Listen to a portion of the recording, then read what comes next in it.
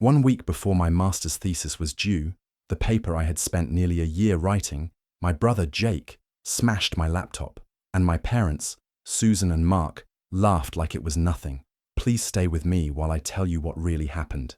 If this story hits you, don't forget to like, share, and subscribe. I grew up in a small town in Ohio. We didn't have much money, but I worked hard. I had 2 part-time jobs and was the first in my family to get into grad school.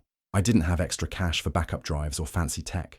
My whole thesis, research, drafts, notes, was saved on one laptop. That laptop was everything to me. I had only 7 days left before my thesis was due. I barely ate or slept. I spent my time in my tiny room, editing, writing, double-checking my sources.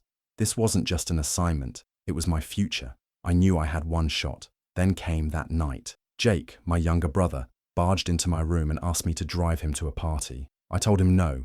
I was busy and couldn't leave my work. I wasn't rude.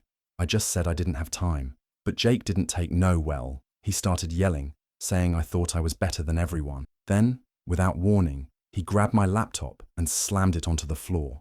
I just stood there in shock. My whole world broke with that sound. My work, my time, my effort, gone. I dropped to my knees and picked it up, but the screen was cracked and nothing turned on.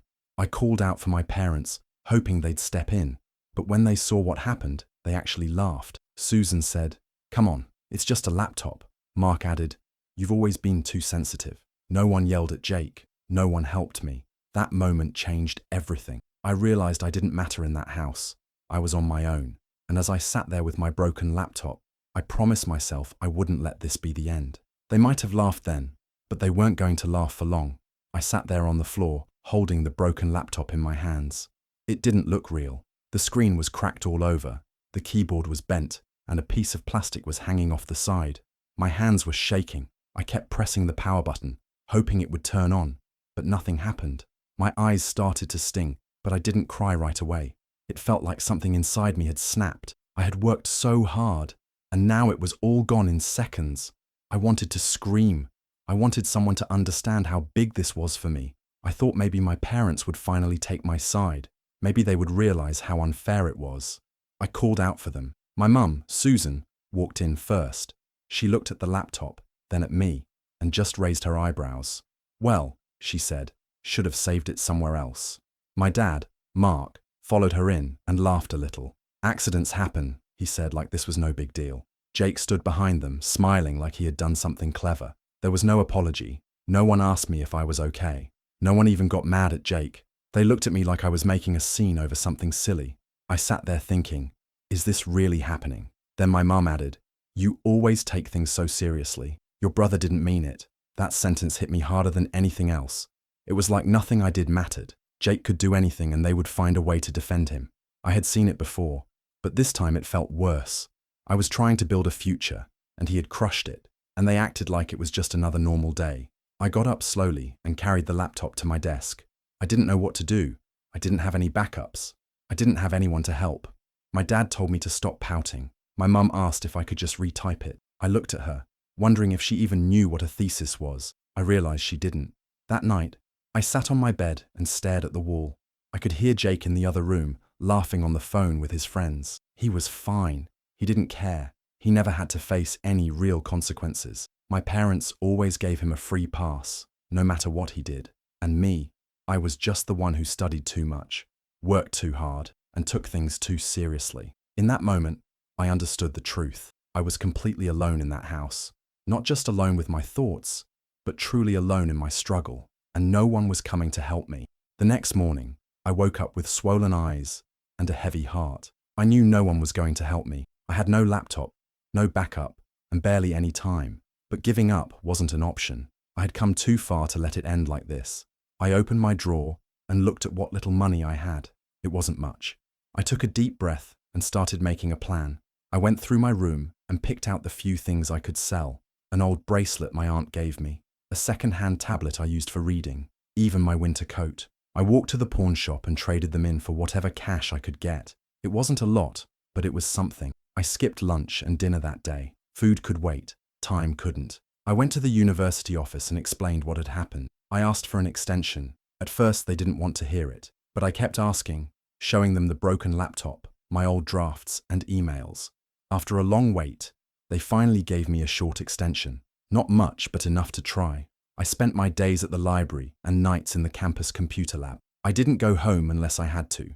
I sat at the same desk for hours, drinking coffee to stay awake, typing as fast as I could. I tried to remember every paragraph, every source, every idea. I searched through my old emails and class notes for anything I could use. Bit by bit, I started putting my thesis back together. My body was tired, but my mind stayed sharp. I was running on anger and determination. I didn't talk to anyone. I didn't tell anyone what I was doing. I just kept working. At the same time, I started writing things down, things about Jake. I kept a folder of receipts I found in the trash, notes on what he spent on my parents' credit card, screenshots of his texts bragging about cheating on homework, even copies of his fake IDs. I didn't know exactly what I was going to do with it, but I knew I'd need it someday. While Jake was out partying and my parents acted like nothing happened, I was rebuilding everything from the ground up. Page by page, I brought my thesis back to life. No one saw the work I was doing. No one offered a kind word, but I didn't need them. I just needed time. While everyone thought I was still upset about the broken laptop, I was quietly working on something else. I didn't talk much at home. I kept to myself, but I watched.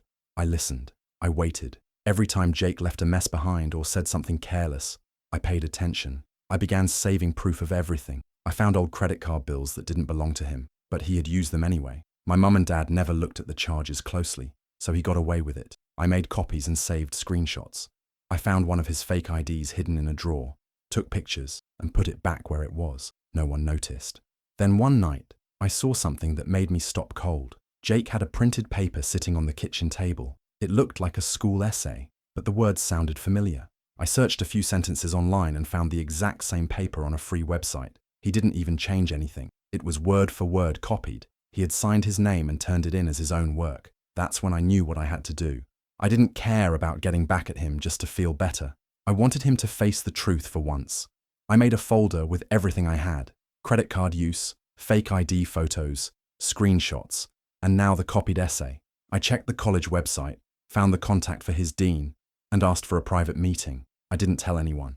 A few days later, I walked into the dean's office with my folder. I explained everything clearly. I wasn't nervous. I wasn't angry. I was calm and sure of what I was doing. The dean listened carefully and took the papers from me. He asked a few questions, and I answered them all. I left the office without looking back. At home, no one noticed. My parents thought I was still feeling down. Jake was back to his usual self, laughing with his friends and acting like nothing could touch him. He had no idea what was coming. My parents still called me too serious and said I needed to move on. They didn't see what I was really doing. They all thought I was weak. They thought I would just cry and let it go. But I wasn't sitting around feeling sorry for myself. I was getting ready, and soon they'd understand that I was never the one to be ignored. I submitted my thesis right on time. After everything that happened, it felt like a small miracle. I stood in line at the university office, holding the printed copy close to my chest. When the staff member took it and stamped it received, I let out a breath I didn't know I was holding. It was done. I had made it. I walked home that day thinking maybe, just maybe, someone at home would say good job or ask how it went. But when I opened the door, no one even looked up. My parents were too busy setting up balloons and snacks in the living room. Music was playing, and my mum was laughing while hanging decorations. My dad was grilling in the backyard. It wasn't for me. They were throwing a party for Jake. He had passed a few classes he was retaking. Nothing big, nothing special. But you'd think he had won an award. They invited friends, neighbours, and even some people from his old high school. My mum baked a cake with his name on it. My dad made a speech. Jake stood in the centre, acting proud, smiling for pictures. No one asked me about my thesis. No one even remembered what day it was for me. I didn't cry. I didn't shout. I sat in the corner and watched. The music felt louder than usual. The laughter felt fake. I stayed quiet, but inside, something turned cold. Not angry, just numb. I realized then that this was how things had always been. Jake got all the attention, even for doing the bare minimum. I had to climb a mountain, and no one even clapped. Still, I didn't let it break me. I had done something that mattered, and deep down, I knew it. I went back to my room and sat on my bed. I didn't have a party, but I had peace. I slept better that night than I had in weeks. A few weeks later, I got an email from one of my professors. He said my thesis had been nominated for a national award. I read the message twice to make sure I wasn't dreaming. It had been selected out of hundreds of papers from all over the country. I felt something warm rise in my chest. Not joy, just quiet pride. I didn't tell my parents right away. I just smiled to myself and closed my laptop. For once, I wanted the moment to belong to me. I had done something on my own, without help, without praise, and it had been seen. That was enough, for now. They celebrated Jake for almost nothing. I had been invisible in my own home, but somewhere out there, someone had read my work and thought it mattered. That meant more to me than any cake or party ever could. I packed my bag and flew to the conference by myself. No one came with me. No one even asked if I needed help getting there. I paid for the ticket, booked the hotel, and arranged everything alone. It felt scary at first, but I reminded myself why I was going. I was there to present my thesis, the one I had rebuilt from nothing. The conference hall was large and filled with people from all over the country. I stood on stage, holding the microphone, and talked about my research. As I spoke, I saw people listening closely. Some were nodding, some were taking notes. When I finished, the room was quiet for a second, and then applause filled the space. People stood up, they clapped, smiled, and even came up to me afterward to say thank you. Some called it inspiring. I didn't cry, but I felt something deep inside. That moment was the one I had been waiting for, not from my family, but from people who truly saw the work I had done. For the first time, I felt respected, not just as a student, but as someone who had earned her place. After the conference, I flew back home. I stepped into the house, hoping maybe things would feel different, but they didn't. My parents didn't even ask how the trip went. Jake was on the couch watching TV. He barely looked at me. I went to my room, put my bag down, and opened my laptop. That's when I saw the email. It was from a magazine. They thanked me for submitting an article and wanted to talk about publishing more work with me. I had never sent them anything. My heart started racing. I clicked on the file they attached. I knew those words. I had seen them before. It was the same paper Jake had copied weeks ago, the one I had found on a public website. But this time, he had used my name as the author, my photo, my email. Everything pointed to me. I felt sick. He didn't just cheat again. He stole my identity and used my name to submit something that wasn't even his. And now a real magazine thought I had written it. I sat there frozen, unsure of what to say or do. If I ignored it, it could ruin my name. If I responded, I had to explain that it wasn't mine at all. This wasn't a small mistake. This was serious. He didn't just cross a line. He erased it completely. I had spent years building something real, and in one move, he could destroy it all. But I knew one thing for sure. I wasn't going to stay silent. Not this time. I waited until the house was quiet. Jake was in the kitchen, eating like nothing had happened. I walked in and stood across from him. He looked up, surprised to see me. I didn't raise my voice. I didn't cry. I just told him what I found. The article, the email, the fake submission under my name. He leaned back and smiled like it was no big deal. Then he said, "You're being dramatic. No one believes you anyway." That used to work on me. For years he said things like that, and I would back down. But not this time. I had all the proof. I opened my folder and showed him the screenshots, the email from the magazine, and the original source he copied from. I even had a saved draft from the site he stole the paper from. He didn't say much after that, just stared at the papers, then looked away. I didn't wait for an apology. I knew it wouldn't come. I went back to my room, sat at my desk, and started writing emails. First, I replied to the magazine. I told them I did not write the article and explained what had happened. I attached everything, dates, links, and proof that someone else submitted it using my name. I was calm, clear, and polite. Next, I contacted his university. I sent them a full report. It included copies of his other fake work, the credit card use, and a list of violations I had quietly collected over the last few months. I sent the same package to the Academic Ethics Board. Everything was carefully written and backed with real evidence. I didn't enjoy it. It wasn't fun, but it was necessary. Jake had crossed too many lines for too long, and now he was finally going to face the truth. This wasn't about revenge anymore. It was about protecting what I had built and stopping him from doing more damage, to me or anyone else. My hands didn't shake. My heart didn't race. I felt strong. After everything I had gone through, I wasn't scared of him anymore. Not his words, not his lies, not even my parents' reactions. I had stayed quiet for too long, and it had only made things worse. The storm hadn't come yet, but I knew it was on the way. Still, I was ready. I had done nothing wrong, and I had the facts to prove it. This time, the truth was on my side, and I wasn't going to let anyone twist it again. A few days later, I got a letter in the mail that wasn't mine. It had my name on it, but I didn't recognize the sender. It was from a bank I had never used. I opened it, thinking it was a mistake, but the more I read, the colder I felt. It was a welcome letter for a student credit account with a limit of $2,500. It was under my name, my address, and even had my student ID attached. I didn't open this account. I never applied for any credit. I checked the date it was started and remembered what Jake had borrowed around that time. He had asked to use my school ID just for a minute to look something up. I thought nothing of it back then. Now I knew better. This wasn't a joke or a small lie. This was fraud. My name, my credit, my future. He had used them like they were his. I felt sick. I knew this could ruin everything I had worked for. If the bank thought I was the one spending the money, I could be stuck with the debt. My credit score would drop. I might not even be able to get a car loan or rent an apartment. I didn't waste time. I went straight to my university's legal clinic and explained the situation. They took it seriously right away. We put together every piece of proof I had. Emails, letters, screenshots, even a voice message Jake once left where he joked about buying stuff with someone else's name. It wasn't funny anymore. The clinic helped me write a full report. We sent it to the bank's fraud department. An investigation was started quickly. The bank froze the account to stop more damage, and they began reviewing the documents. My name would be cleared, but it would take time. When my parents found out, they didn't react the way I thought they would. They didn't ask if I was okay. They didn't get angry at Jake. Instead, they looked at me with disappointment. My mum said, "Why are you making this such a big deal?" My dad asked, "Do you really want to tear this family apart over money?" I couldn't believe it.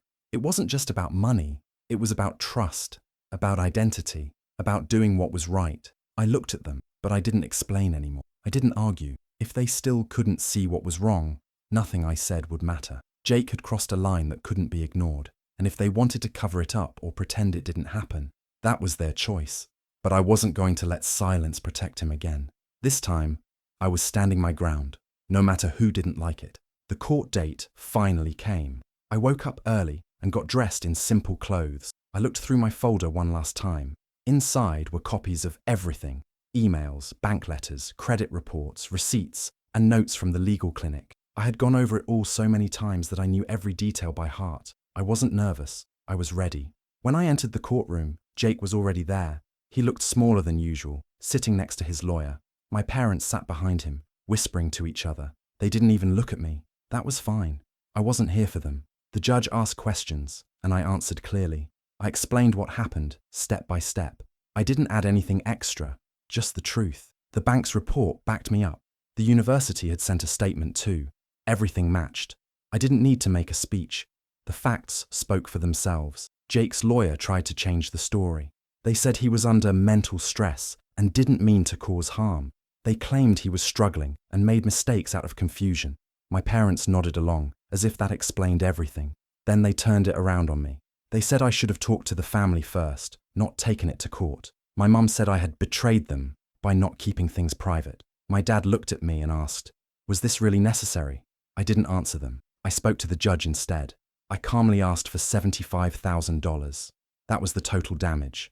Money stolen, time lost, the cost of clearing my name, and emotional stress.